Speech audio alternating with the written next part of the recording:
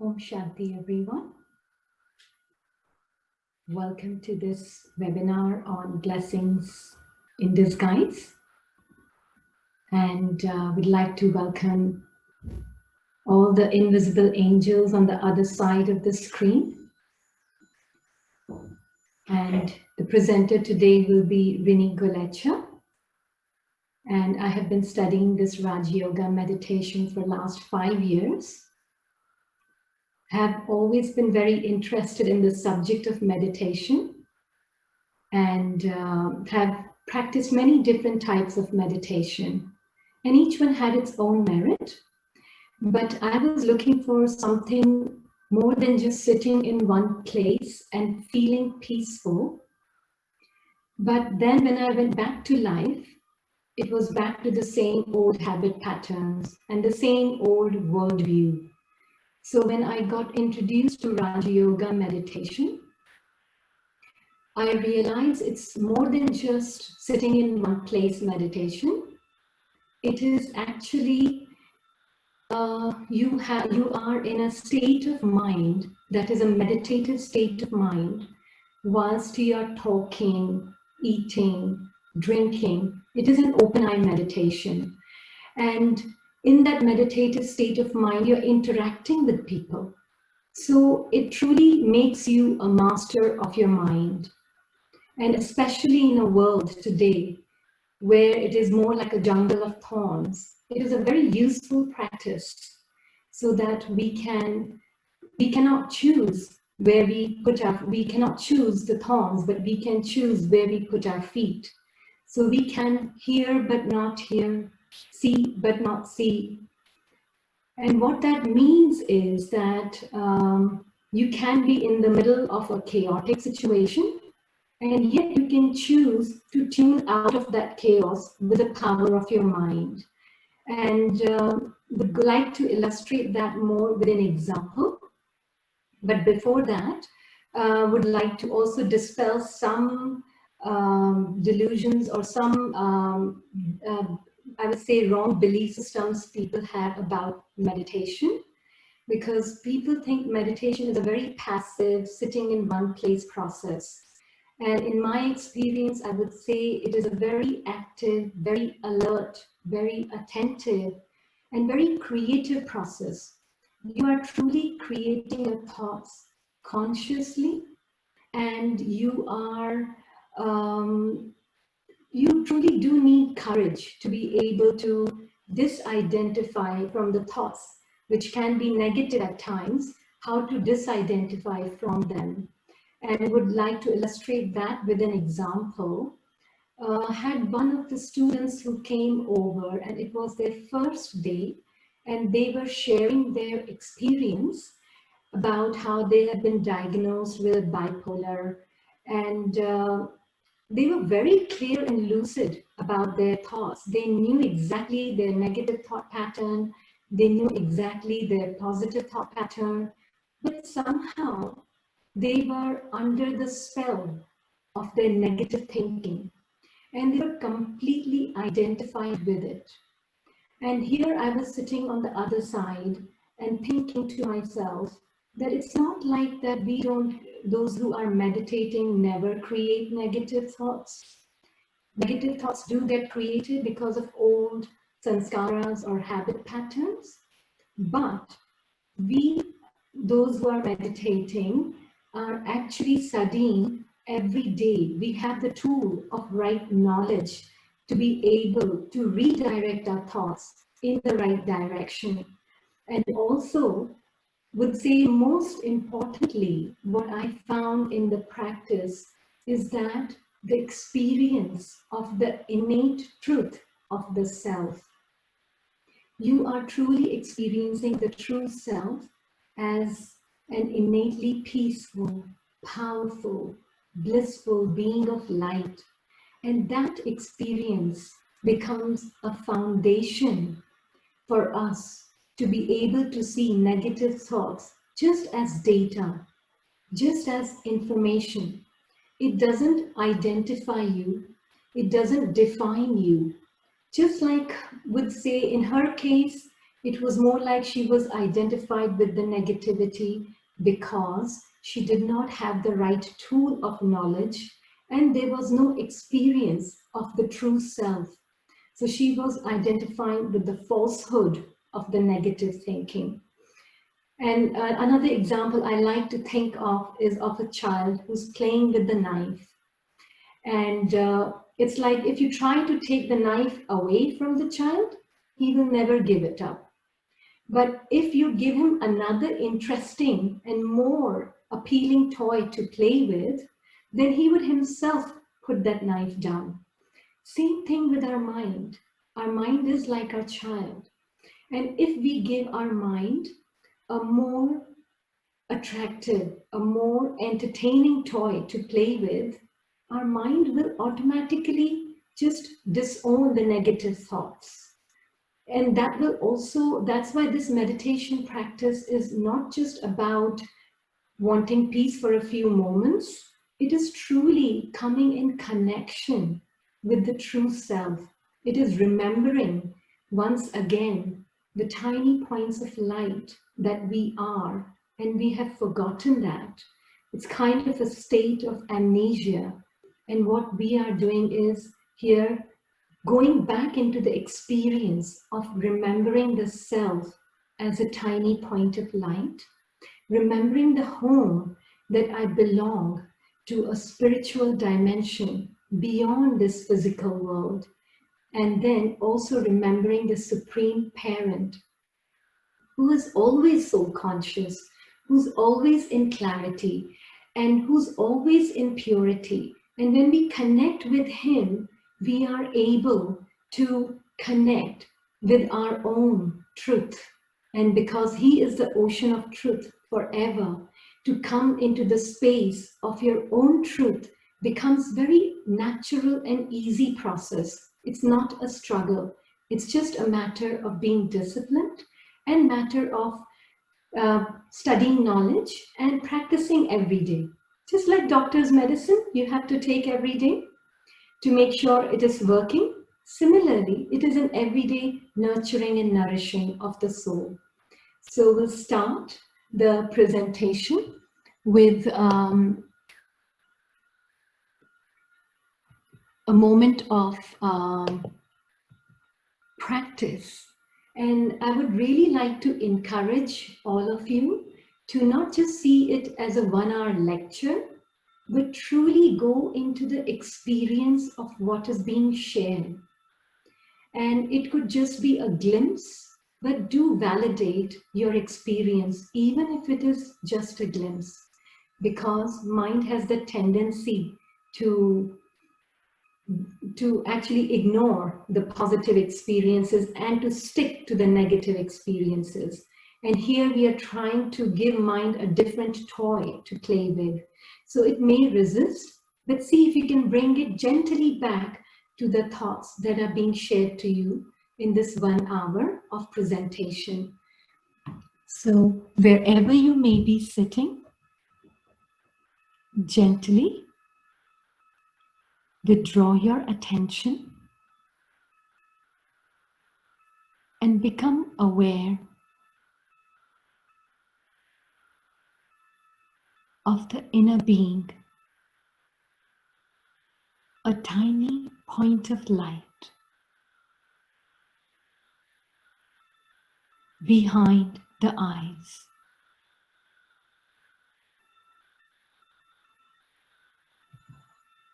This inner being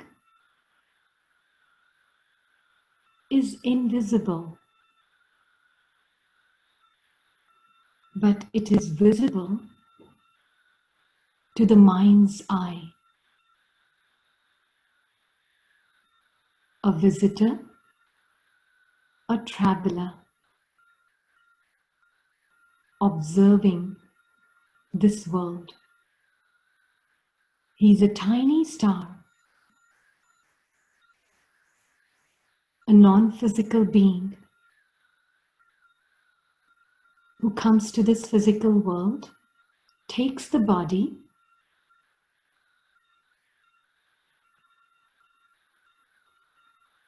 and plays his part. Just focus on this tiny star behind the eyes and allow the feelings to properly emerge within the mind. Through these eyes, we are seeing the world outside, experiencing the world outside, but remembering that this is the tiny star that the real self is, that is a guest in this body, experiencing life of variety through this body. Just having that remembrance will change your experience of this world. Even if you have got a glimpse of it, hold on to that glimpse. And at this point, would also like to introduce the bigger map, the spiritual map, which we had introduced in the last seminar, but it is very important to revise this spiritual map. I would say every day, keep it on your fridge. It will remind you of your existence on a spiritual level and be able to play the game in the physical world with the experience of your spiritual self. So you see a green line here. This green line is a line of ignorance. Under that line, we see the physical world. And above that line, we see the dimension of spiritual world. Today, we are living in this world as though this is the only world that exists. But when we get to know the spiritual map, we begin to understand that the tiny beings of light that we are truly are from this land beyond sound. We have all heard of nirvana. What really nirvana means is land beyond sound. And we are these silent beings of light, of concentrated points of light. And our home is this spiritual dimension. And we belong to this subtle, silent, spiritual dimension. And we come in this world and we play our part. We take the body and we leave the body and we take the body. And we do this several times, and then there is always an end to every play. And at the end of the play, we all go back home. So let us look at what is the difference when we only think of this world as the only world that exists, and then we look at the world from the spiritual dimension. So this map is very important because without the map, we cannot really start the journey. So we will look at this world today as a honey pot. So when our perspective of this world is from this world itself, and we have no idea of the spiritual dimension, what really happens is very interesting. So it's a very nice image of a honey bee and the honey pot. So the honey bee is now beginning to drown in the honey pot. So it's not really a success to find the honey pot. The bigger success would be try to come out of the honey pot. Our world today has become like a honey pot. We are drowning in the sensual pleasures, which are not only temporary, as a result, brings a lot of insecurity with it, but they are very addictive. And as a result, we are now in our confusion. We are looking for different flavors of honey, and we are looking for more honey, and we are drowning deeper into it. So the better and bigger answer would be how to come out of this honey pot and why to come out of this honey pot. And would like to go back to the bigger spiritual map to know that now when we are looking at the spiritual map from the this world from here, how do we look at it? So then when we get to know the spiritual map, then we know that we have a different answer. We have a different answer to it. And then this homework has to be done though. Without doing this homework, we cannot really bring the big shift that we want to bring. And so our aim is not to become perfect today, but our aim is to just understand why and how to come out of this honey pot and discover a life of no suffocation, discover a life with wings. So that is what we are going to be working on today. And another way to look at the world is world as a spider web. Yeah, the image sounds a little bit scary, but looking at the world as an observer, when we look at the world, the spider web really does look like a very lovely patterns with symmetrical formation and a piece of art to me, to be honest, when I'm looking at it as an observer. And the minute, as far as you're at a distance, it's fine. But the minute you touch it, you get caught in it, it becomes messy, and you become a prey of the spider. So the world is like that. When we do not have the spiritual dimension and the spiritual map in our sight, we do get caught up in this world like in a spider web. And we feel like a victim and a prey. All those things of variety and color, which were supposed to give us an experience, actually become a trap for us. And we start feeling each and every one as a threat to whoever threatens my desires to be fulfilled. And as a threat, and what happens is, then I become helplessly selfish. I don't want to be, but I am so much under the control of my desires that I become helplessly selfish. And we start living a life of a victim and a prey and a beggar. That is what the world has become today for us. And when we know the bigger spiritual map, when we know we are the tiny beings of light, we are the ones who are always, always eternal. We are the ones who are imperishable. Our deep qualities of peace and love are very much within us. So we come here with those qualities, and then we come here to share it with everyone. But when we remember we are spiritual beings living in physical bodies, not that we are physical beings and we have a spirit somewhere there, then that is where the confusion comes and we get stuck and trapped in this temporary, unpredictable, changeable world. So we are truly tiny dots, would like to really say dots, the tiny concentrated dots of light. And in this home, there is no concept of space and no concept of time as we understand it. It is a timeless home, and there are no borders and no limits. And the more we experience this home with the power of our mind, and whilst playing our part in the drama, what happens? World is a gift. This is the third angle to look at. When we have the bigger spiritual map in our mind, world becomes a gift. World is a stage and not our home. We have started thinking this planet is our home. This planet is not our home. It is a tourist destination that we have come here to play our parts for a short period of time. So let us go into that experience again of the self as a traveler who has come to this world, in this physical world, as a theater where a play is being acted out.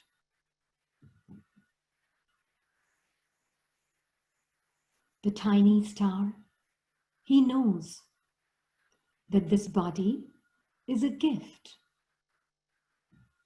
He has come from a spiritual dimension. He does not need this physical world to exist. This is an extra gift for him. When he's here in this body, he remembers his home. He remembers his family. He remembers his parent. He never forgets who he is, but he knows this is a costume he has taken. We'll give you a very simple example to clarify.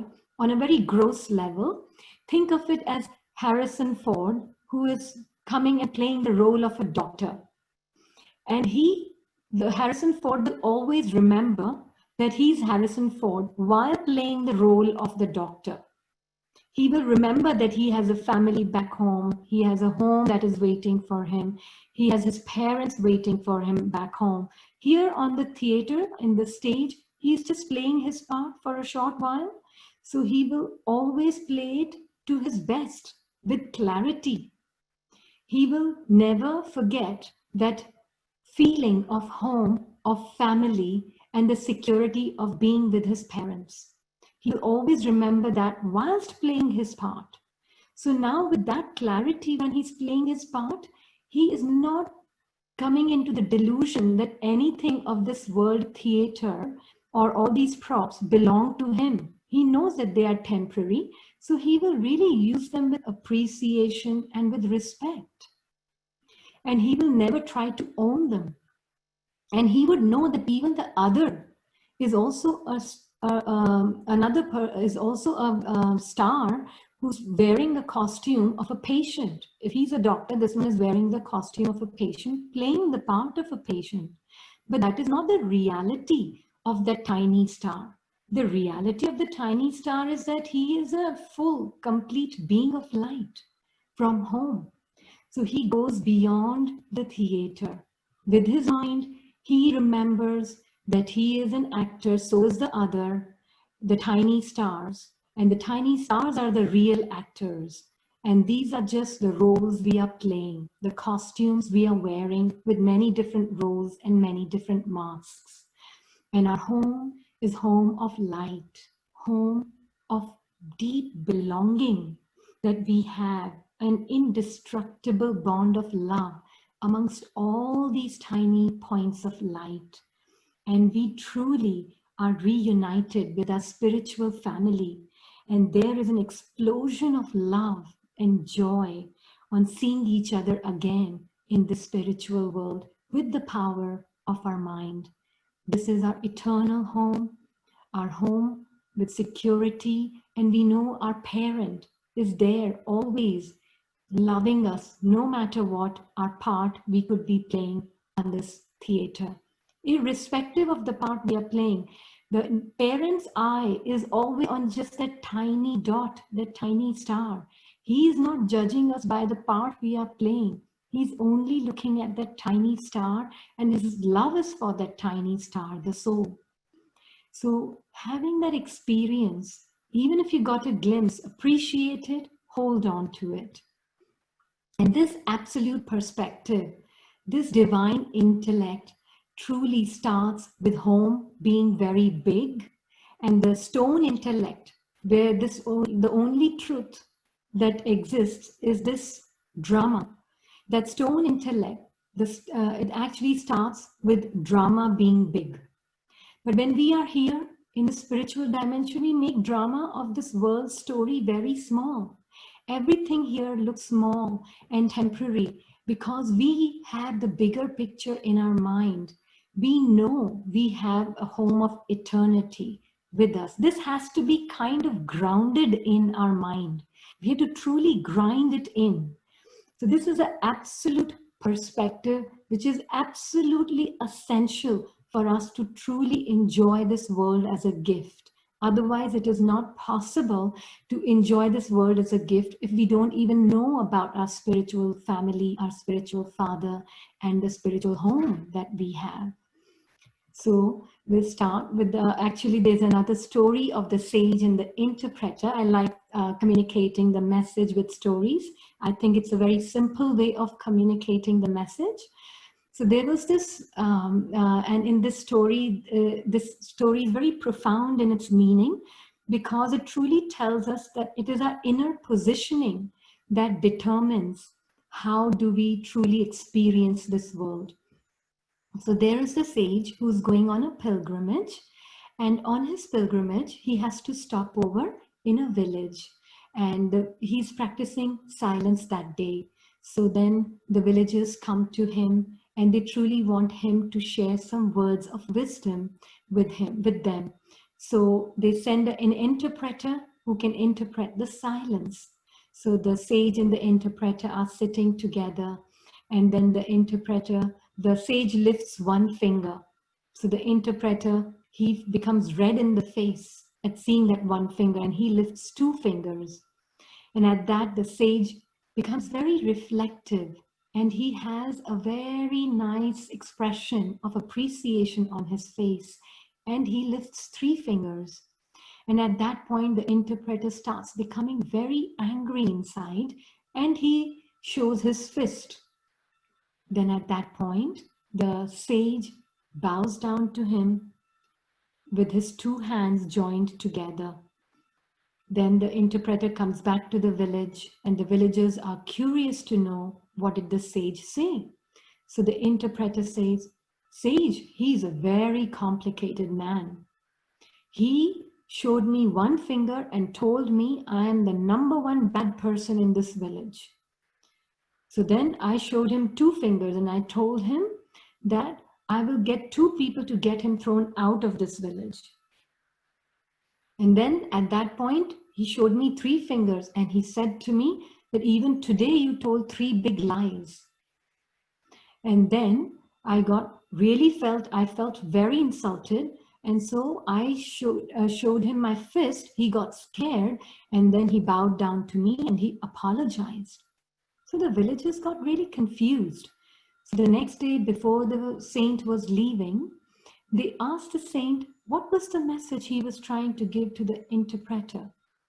So the sage said that you have a very wise man in your village, and you are so fortunate to have him here. I showed him one finger to tell him there is one God. And he lifted two fingers and he said to me, but there are two aspects of God, manifest and unmanifest. Then at that point, I became reflective. So I showed him three fingers and saying, but there are three acts of God. And at that point, the interpreter, he told me something new, which I had never thought of before, a new insight. And he told me, but all those three aspects of God are merged in one with the fist. This is the end of the story.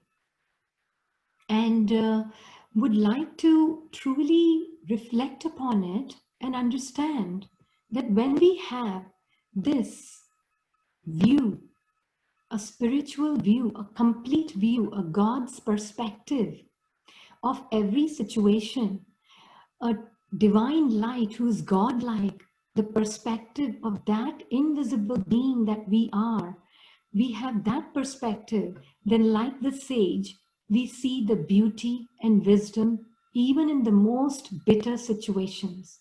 Whereas like the interpreter, for him only this world existed.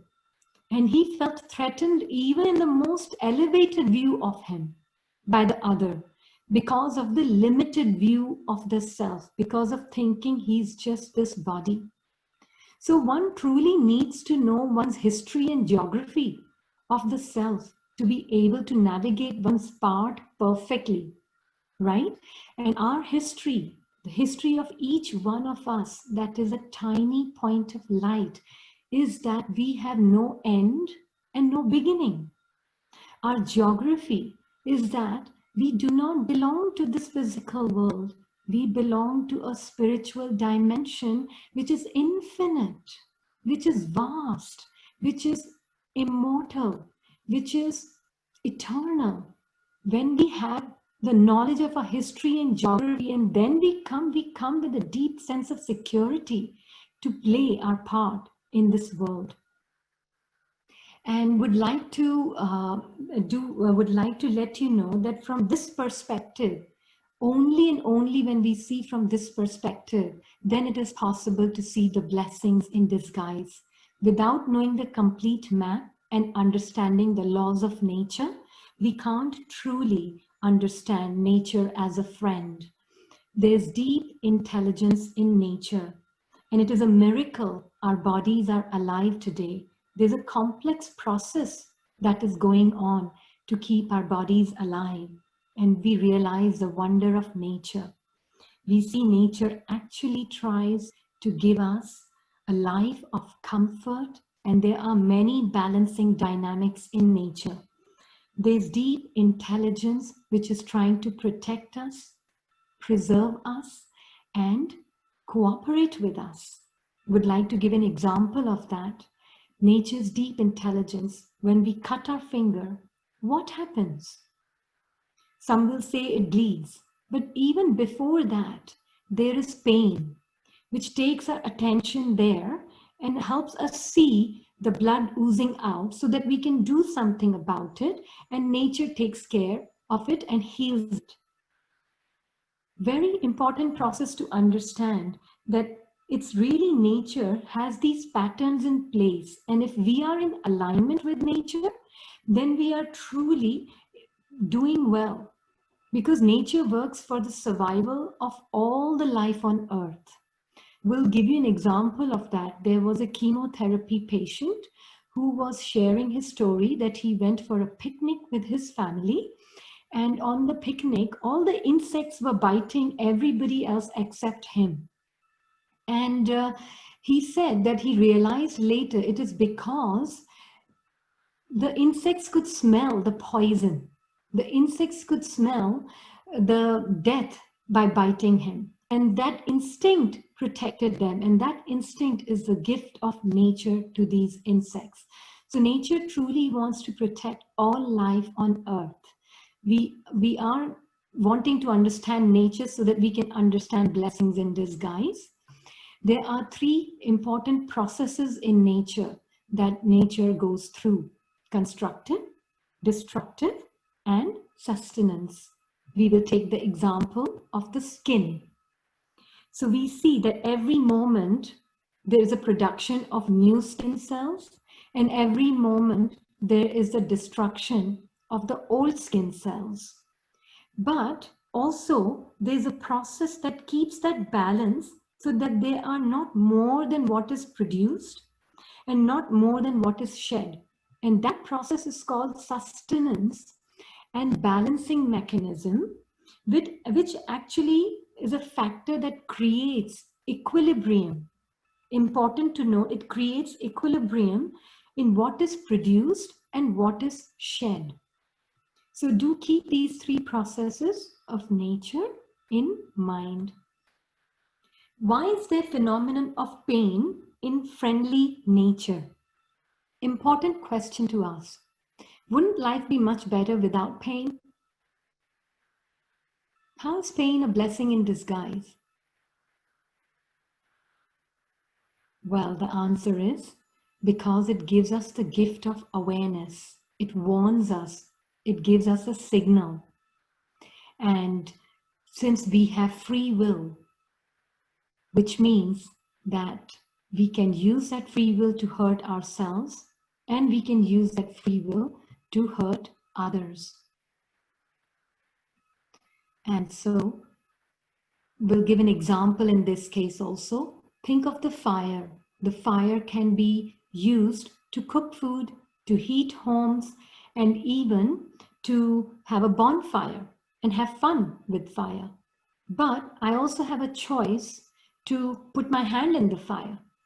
And I can put my hand in the fire and get burned because I can be stubborn at times. I want to do things my way. It's a free will. It's a free society. I can do whatever I want. I can be wherever I want, and I can do whatever I want with whoever I want. It's free will. But if you put your hand in fire, nature will say it is not so sensible. But then you argue, I want to sit in the fire.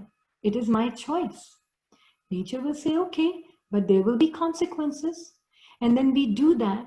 And then when we have pain as a result, we take painkillers, or we take a shot of whiskey, or we put the TV on loud voice to distract ourselves, or we start planning another holiday. But nature says this is not sensible. So it gives us pain in order for us to wake up, to protect us. It is sending pain our way to protect our physical body. So as we know that whenever we are in the wrong posture, there is pain. And all pain is a gift. Important point to note, now that we understand all pain is a gift, and we are trying to understand what is our friend nature telling us. Nature rewards us when we are in the right posture with comfort also. Underline, nature rewards us when we are in right posture with comfort. Now, it is very easy to understand that when it is happening on the physical level, in the physical posture comes. But there are many areas where we do not recognize the mechanism and the form of pain and are not able to associate it with the action. So if we are educated and we educate ourselves about the laws of nature, then we will be able to shift things, right? So let's look at the different types of pain first. Emotional pain. We create emotional pain in relationships. When we are in a wrong mental posture, we create friction. And we are so trained and conditioned to use karma to kind of blame ourselves or to blame others or to blame the situation. Whereas the answer could be just in a wrong mental posture of attachment or of dependency. And if we are educated about it, we can do something about it. And then we look at the physical body. The physical body, we know. Does the physical body belong to us, the souls, the tiny point of light? No. It's a gift from nature. And nature has given this physical body with a manual. If we follow the manual, it will all be fine. And there will come a day when we will have to give this body back to nature, whether we like it or not. But somehow we have created ego about this body as mine and me. And as a result, we have created many wrong postures, which we are not even aware of, which come in the form of pain of misfortune. This is the pain which most of us are not even aware of. And this pain is called pain of misfortune, when the nature sends a package of difficult situations. It's kind of, we are attracting these difficult situations towards ourselves. And we know that there is deep intelligence in nature. And we remember, only when in wrong posture, nature communicates with pain. Remember that point?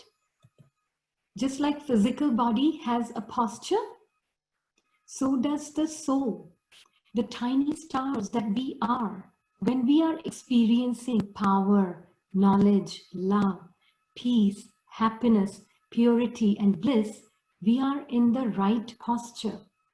A soul as an observer, we are identified and living totally in our full truth.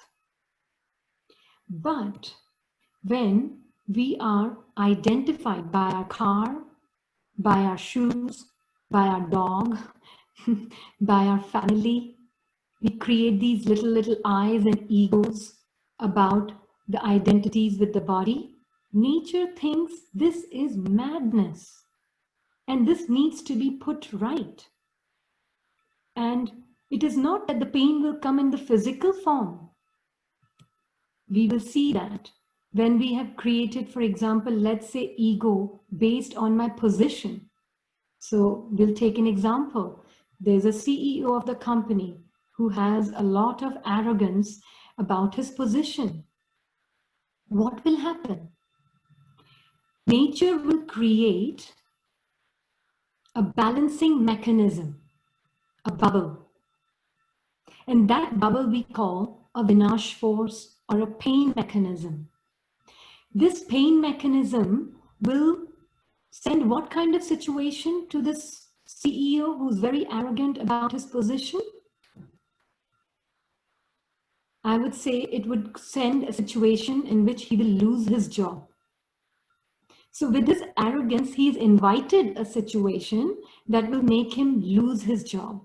And that's we call a bubble or a Vinash force that the nature sends our way to balance this false identity that we have created so that we can come back to this position. And similarly, every kind of ego we create, that little I we create, will create a tailor-made Vinash force with it, a tailor-made pain mechanism with it. So there's an example of a beautiful French dancer. She had just started studying this knowledge. So she was aware of these egos and the false identities and the real identity of the soul. So look at this as a mind, which is filled with lots of false identities. And in the corner, there is a real identity that is squeezed, and we have completely forgotten about this identity of who we are. So this French dancer, she was getting a lot of applause and a lot of praise for her talent, for her appearance. And she said she did not know she was beginning to create ego about it, that false identity about it. And one time she got into a car accident with some of her friends. And when she ended up in the hospital, some other friends of hers, for some reason, brought the mirror only to her.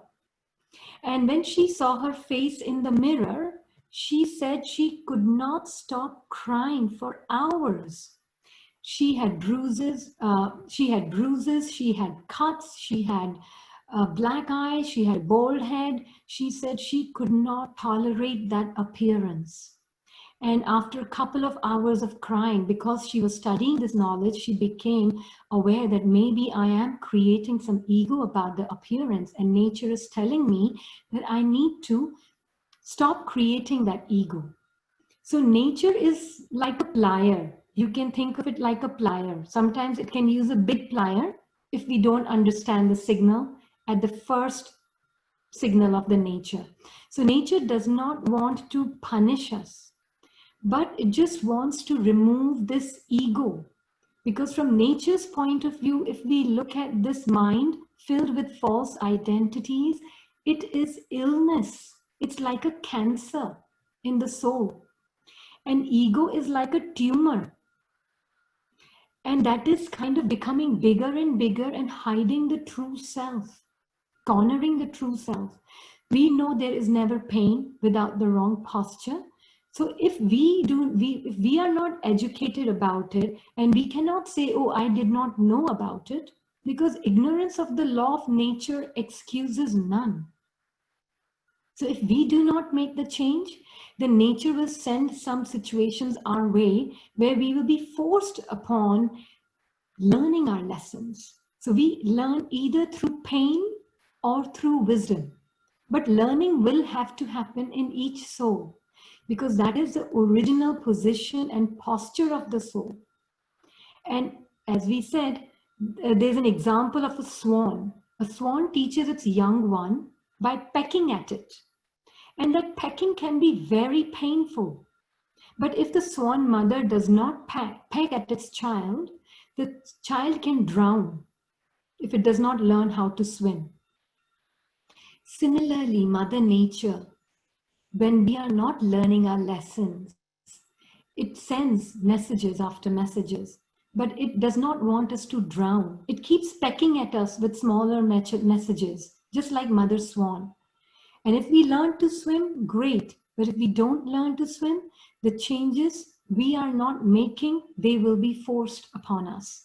So we either learn through pain or through wisdom. There's another beautiful story of a very scientific-minded lady in Cambridge, UK. And she suddenly inherited a lot of wealth from a very distant relative of hers. And And she was sharing her story, and I think has written a book as well on it. And for 15 years, she hobnobbed with the high and mighty in society. She shopped where rich women should shop. She had great big parties. She would travel to the richest and the best places in the world. And her life was all about indulgence. After 15 years, something happened in the currency market and she lost everything she had. She started taking loans from the bank and to sustain her indulgent lifestyle. And after 6 months, all the banks were after her to pay back. She only had one apartment left. So one night she was sitting at the balcony and she saw a homeless woman outside. And she had a very strong, very, very clear thought and feelings that tomorrow, if the banks call me, I'm going to give them everything and I will join this homeless lady. I do not mind being homeless now. I have lived a life of artificiality for too long. Now I want to be authentic and genuine to myself. And she said she slept so well after such a long time that night, and that she, in the morning when she woke up, lots of her aches and pains were gone. But the banks corresponded with her within a week. And before that, I want to mention the point.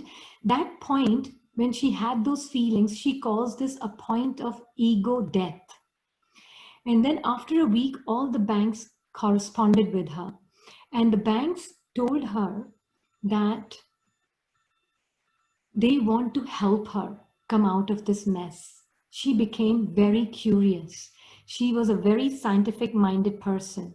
So she went to all the 8 banks and she wanted to know, did they make this change in policy after the moment of that ego death in her life or before that moment? And all 8 banks, without exception, made that change in policy after the ego death that she experienced that night at her balcony. And it truly goes to show to us that when we are creating these egos, every ego has its own tailor-made Vinash force. If the ego is based on wealth, then the situation will come in the form of taking that wealth away from you. Or if it's in the form of appearance, it will come in the form of taking that, or kind of telling you in a way that there is ego being built over here. So pain is benevolent. It is actually kind of bringing us back to this balance so that we can come to a posture of absolute balance and have the soul identity take over this entire mind. We know this law of physics, and law of physics is cause and effect. Pride comes before fall. We have heard this expression. And these laws of physics are also very absolute. They may not be proved in a laboratory, but they are absolute. Pride comes before fall, as we have heard, but according to the spiritual eye, pride is the cause of the fall. So different kinds of false identities we are inviting for a misfortune in that particular area. It is very important to understand that. We have pain mechanisms or Vinash forces that we can be creating in the same day the response will come. And sometimes it can take longer. So it's a nice secret to know, so that if a situation comes, instead of blaming others, we see what is the ego within me that is bringing this situation towards me. Can give you an example. For example, we'll take myself. So Rini creates ego about being kind and generous.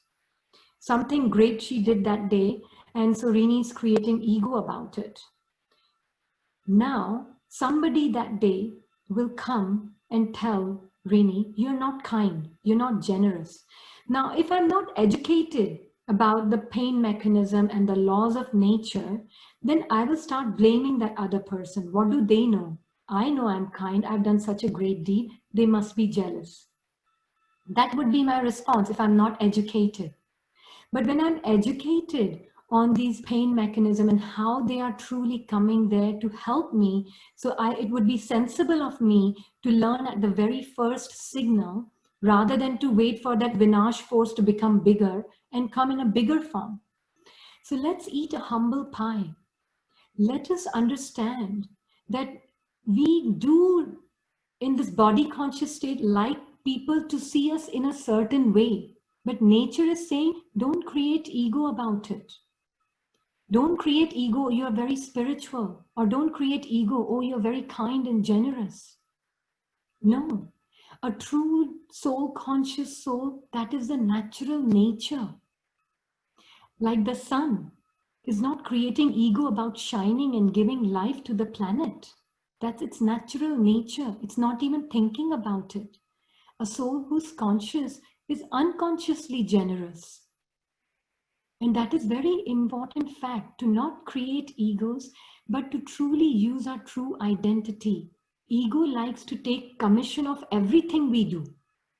So we need to be aware of it. And when we are aware of it, we can truly work and make it work for our benefit. But to understand this phenomenon, it is very important to know the phenomenon of reincarnation.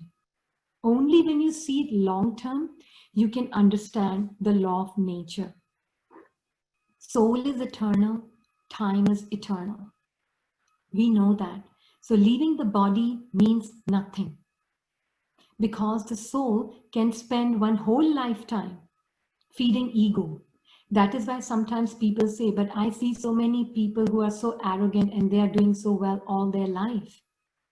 But we do not see the Vinash forces that are getting bigger and bigger. They are hidden incognito in their life. And they can unleash either now, or they can unleash later, or in the next life. So it is very important to understand this concept, to see it in long term.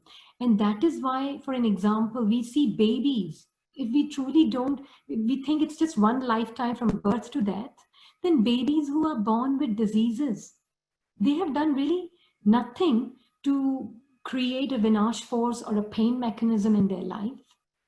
It is because they are taking the blueprint, the soul has brought the blueprint of that Vinash force in their life to the next life. That's why they're born with those diseases. So we can truly use this phenomenon to benefit ourselves. And this absolute perspective truly helps us absolutely, and it is absolutely essential for us to finish these Vinash forces and these pain mechanisms and use the support of the nature also to help us understand these laws more deeply. And when we know that we are these tiny beings of light and our home is the most profound and has a sense of deep peace coming from this home, and we know that we have forgotten, but we have a choice to remember ourselves and our home again. We have this deep longing within us. We have this deep longing for unconditional love over here. Even in the forgotten state, we have this deep longing. And because we are not experiencing our true self, we are trying to find those experiences in a world which is constantly changing, temporary, and unpredictable. And which is why there's a life of suffering, because we are not experiencing our true innate nature. But when we truly have this absolute perspective, we begin to understand the egos that are getting developed, and we can work on it at the very first signal and finish it right there and then, nip the problem in the bud before it becomes big. Would like to share a story of how these internal factors invite our external situations. Christina Figueres is a former executive secretary of the United Nations on climate change with Sister Jayanti, the European director of BRAHMAKUMARIS, She was, they both were together in one of the talks, and she was sharing her story with Sister Jayanti, and she's been meditating as well, and would like to share it in her own words. And she was talking about a Paris Agreement, because she was working on climate change. A Paris Agreement, one of the toughest negotiations in the history of Convention on Climate Change between many different countries. At a very critical point in the negotiations, everything came to a full stop because of a victim-perpetrator dynamics. Some countries were feeling like a victim, and some others saw them as perpetrators. She said the aha moment came in meditation class. How am I contributing to this paralysis, to this perpetrator-victim dynamics that is stopping this agreement? The answer came loud and clear when I saw myself as playing a role of victim in my marriage. And I am in my thought and in my word accusing my husband of victimizing me. Was fully convinced of this. It was very interesting, she says. I'm living into that dynamics in my home, but I'm carrying my dynamics with me to my work. My internal reality is with me all the time. I realized I'm taking that, my internal reality of victim perpetrator, that I'm fertilizing through my thinking, suffering, and tears into my day job. Not intentionally, but quite effectively.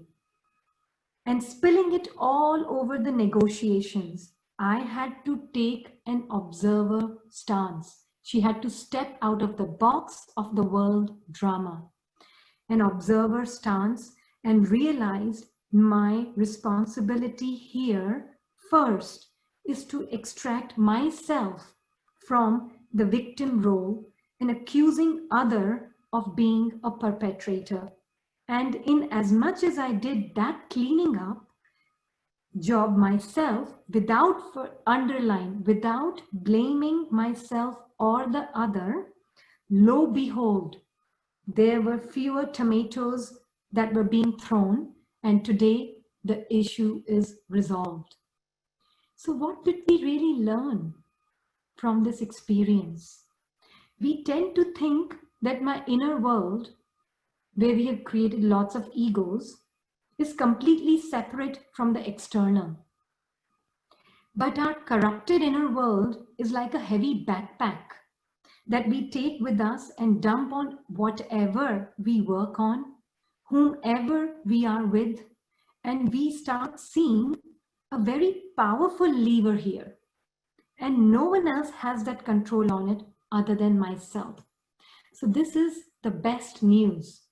This is a great news that we can truly, it is in our hands to drop the egos because we are the ones who created it.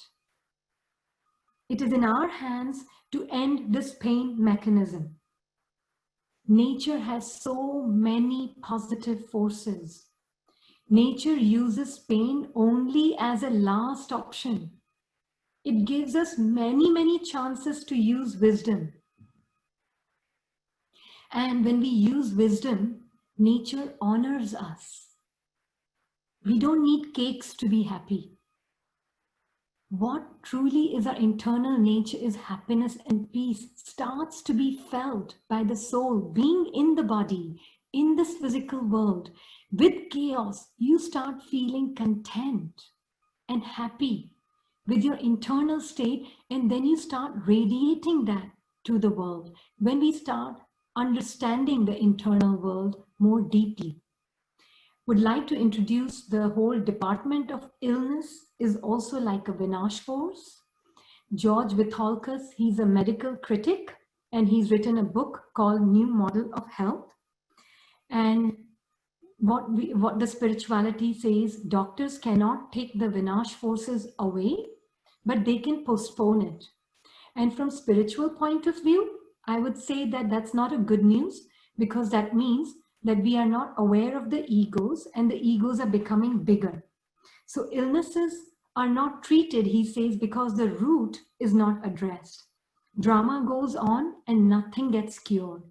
And truly the real hospital is the spiritual hospital. And if I don't know how many of you know, but those who are studying this knowledge, we know that BRAHMAKUMARIS is a BRAHMAKUMARIS World Spiritual University come hospital.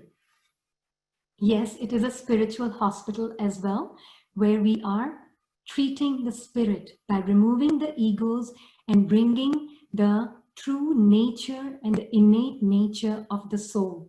And the God is the supreme physician here. And would like you to take into a moment of meditation here before we go further on the slides. And if you could see yourself as this tiny star here, and this is the supreme soul. Please experience it rather than just listening to it. This would be the best gift to yourself for today. So, Supreme Soul, the Supreme Physician, he is forever egoless. He never ever creates ego.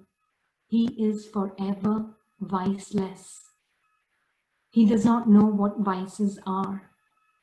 He is forever bodiless. He never is born through a body. He is the healer of all the souls.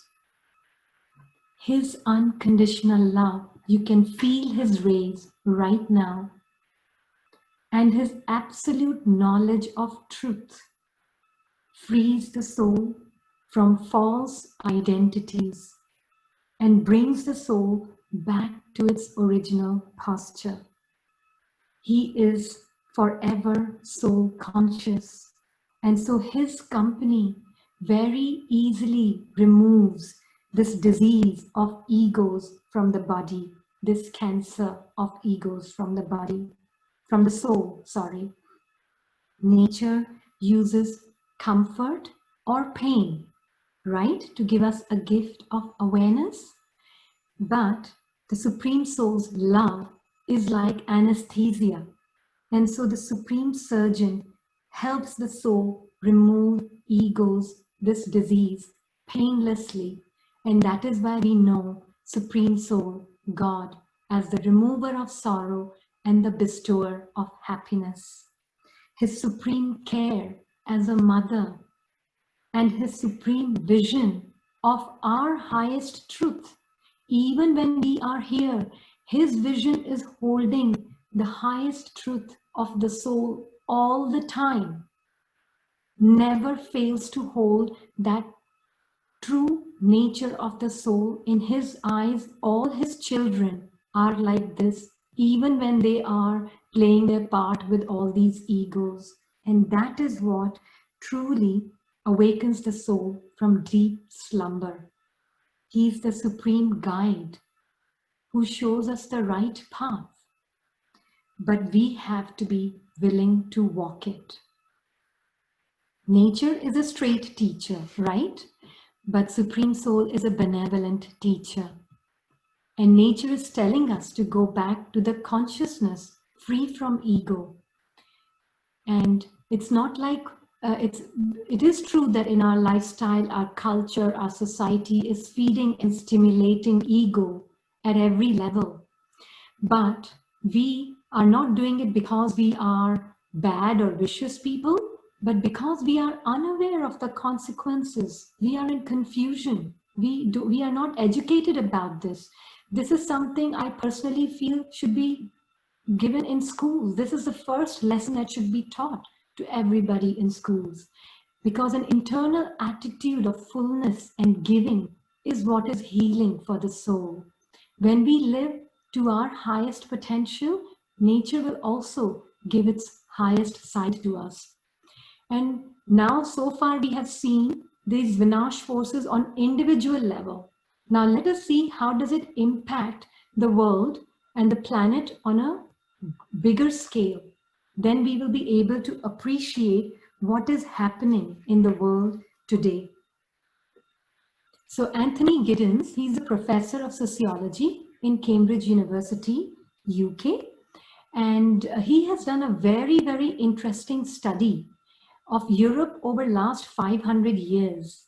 And what he says is that every 50 years, there's a big collective, massive destruction that takes place. And then there's a 50 years of peace after that. And then again, as the egos build up and the Vinash forces become bigger, then there's another unleashing of these Vinash forces, which create a big, massive destruction on a very big scale. And that is what. And then after that, there is some period of peace again, like 50 years of peace again. But his one very important message was that people tend to forget the message of pain within few years of peace, and they make the same mistake again. And very innocently, because they are not educated about it, very innocently they make this mistake again, thinking they are going back to their normal life, which is actually quite indulgent, and it is feeding these egos. And unknowingly, they are creating destruction for themselves by feeding these egos. So he said in 1948 was the last big massive destruction that took place. But since then, it has been 70 years till March 2020.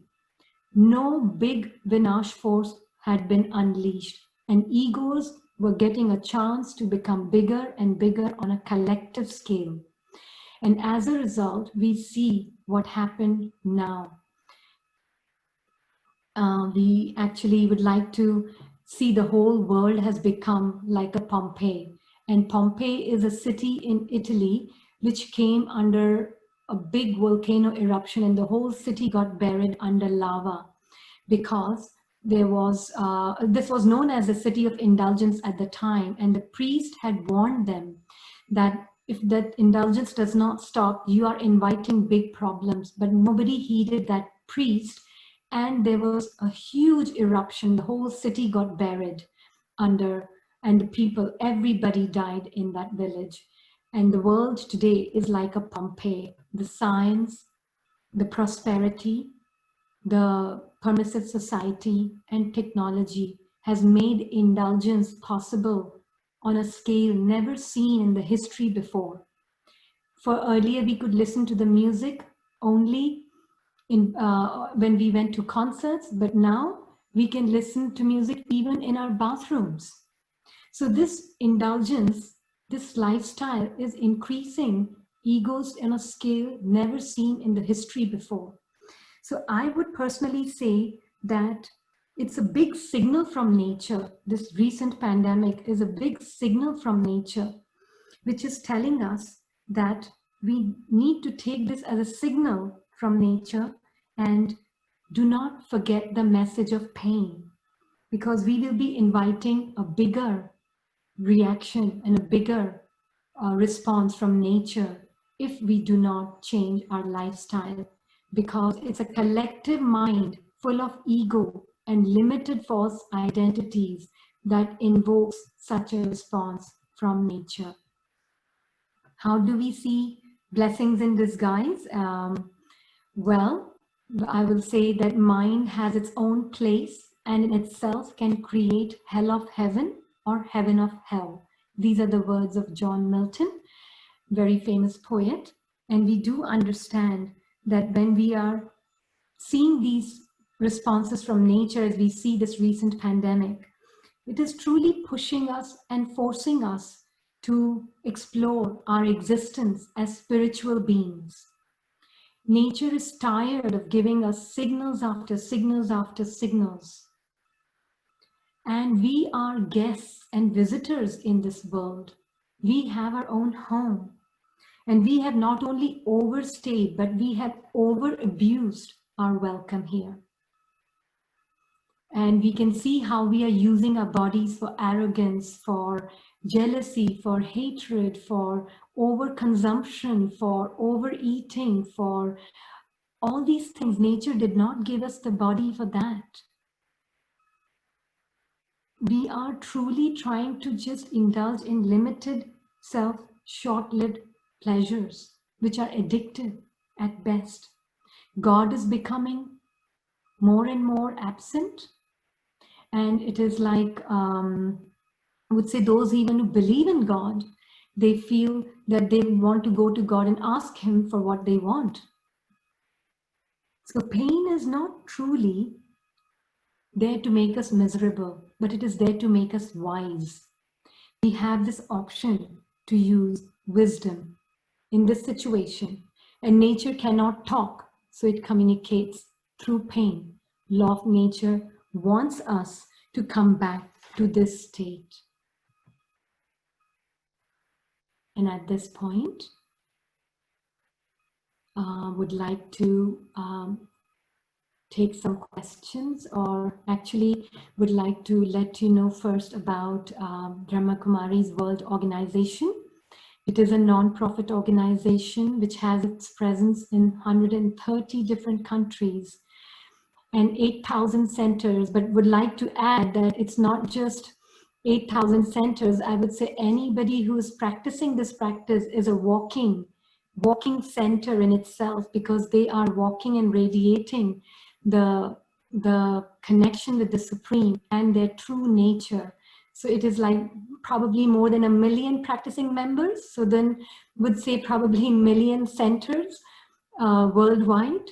And then this BRAHMAKUMARIS Silicon Valley Center, it is led by Sister Kusum Kejriwal.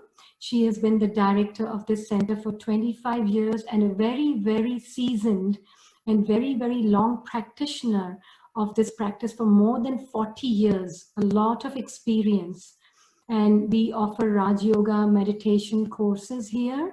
You can look up this information on the website as well. And this information about the upcoming webinars and events is there posted on the chat as well. And also we have live meditation every day in the evening. I think at 7:30 every evening. And then at this point, if there are any questions, would like to take the questions before we go into our 2-minute meditation.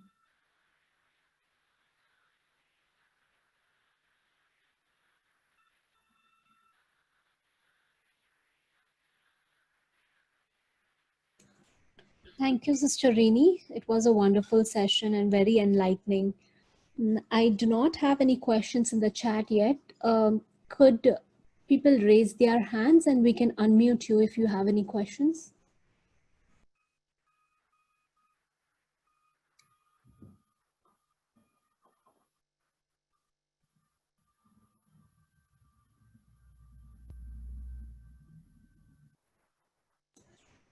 Shanti, Sister Sunita, you can ask your question now.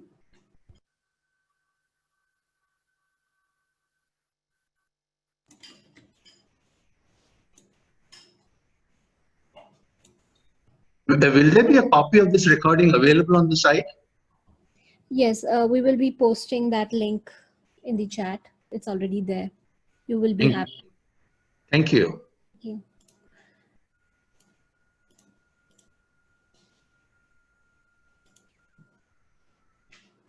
Hello. Om Shanti. Om Shanti. Can I say something about the wonderful speech and the understanding of the nature and the world and the soul and everything? So wonderful explanation. I was very congratulate to the lady and sister who has given so much interesting knowledge and the real understanding of the nature as well as the soul in a wonderful way. And I would like to have the copy of that one to read again once more. Thank you very much. Sure, brother. Thank you so much. Sister, there's one question. How can we teach it to the kids? And you mentioned about, and we have already posted about the living value classes. So you can stress upon the Raj Yoga meditation course. Can you tell the benefits for those? Yes, absolutely. First thing, personally, I feel that to teach it to the kids, we parents have to be an example.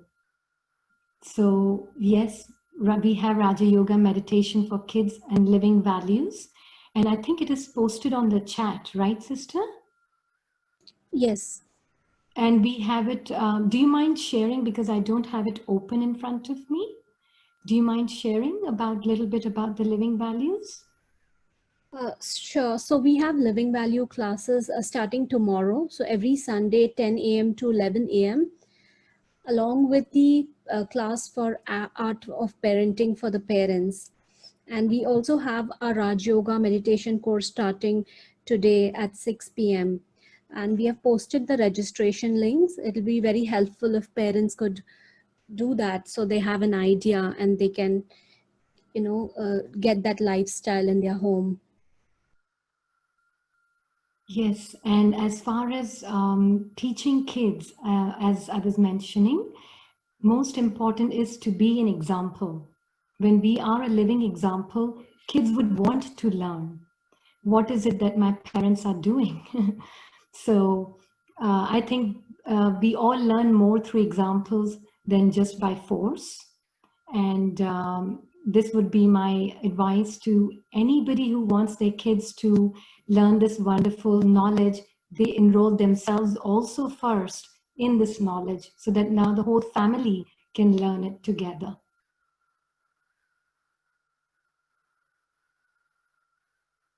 I hope that answers their question. Sure. And we'll take one last question. Mm-hmm. If counting your blessings isn't enough, how do we seed them to grow even more? Didn't quite understand the question. Do you mind repeating it, please? Yeah. So it says that if counting your blessings isn't enough, how do we sow seeds to grow even more? How do we sow seeds to Yeah. grow even more? Okay. So when we truly, as we were talking about in this slide, that when the soul comes back to its original posture, that is what we call the seed stage. When the seed, we start watering that soul conscious stage, we are sowing seeds of blessings for the self and for everybody around us and for the whole world, because we are creating an atmosphere of light. We are points of light. And when we are awakened to the truth of our own light, that light is radiating in the atmosphere. And that is removing the darkness of the body conscious state that the whole world is in today. So we just need to reignite our own light, and we will be actually putting the deepest and the most important seed for the blessings and the tree that will come out of it. The whole world tree, the whole world will be looked as a blessing and a gift. So that seed is very important to be watered for the blessings. Thank you so much, sister. We can now continue with meditation before we end the session. Thank you. Thank you.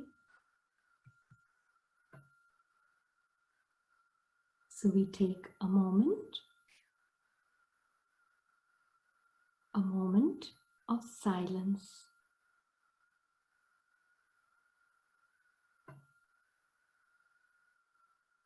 And in this silence,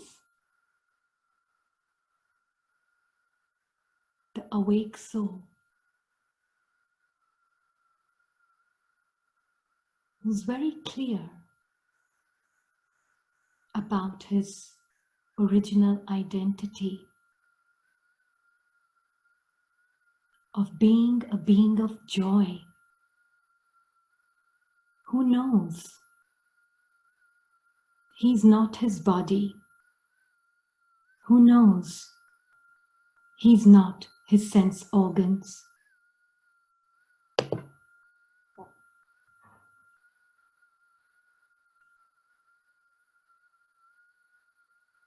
Who knows?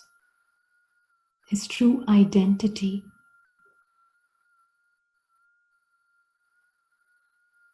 is alokik, spiritual.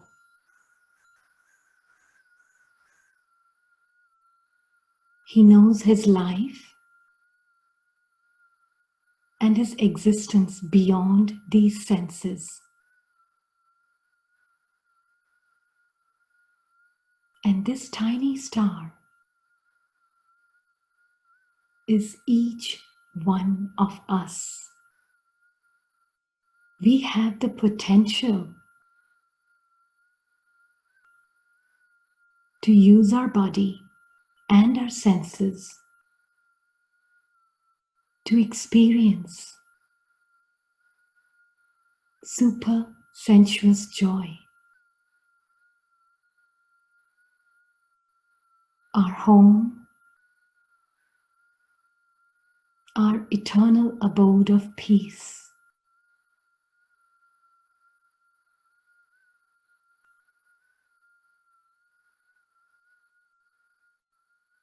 Our eternal parent.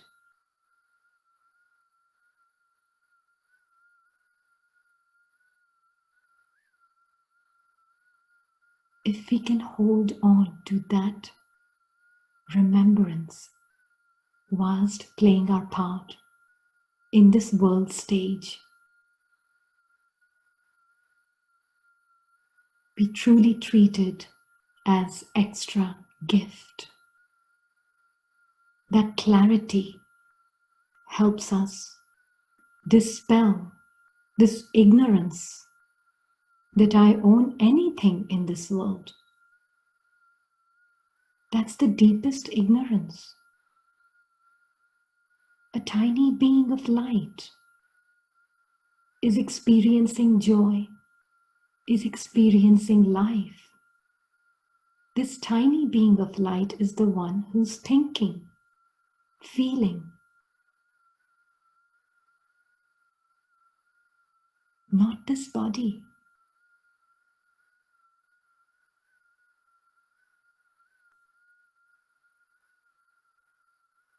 So let us stay awake so that we can bring that light and be walking lighthouses for all those brother souls who are in a state of amnesia.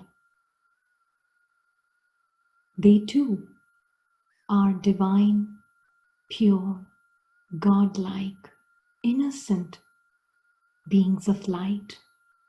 They have just forgotten, and all we have to do is stay awake ourselves and see their highest potential in our vision.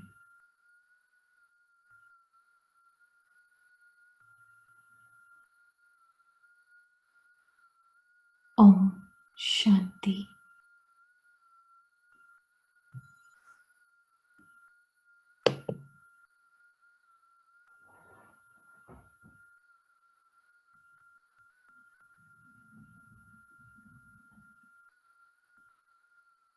Thank you all. Thank you very much for making it an experiential seminar and not just a lecture. And wish you a very, very soulful journey ahead of you. Om Shanti.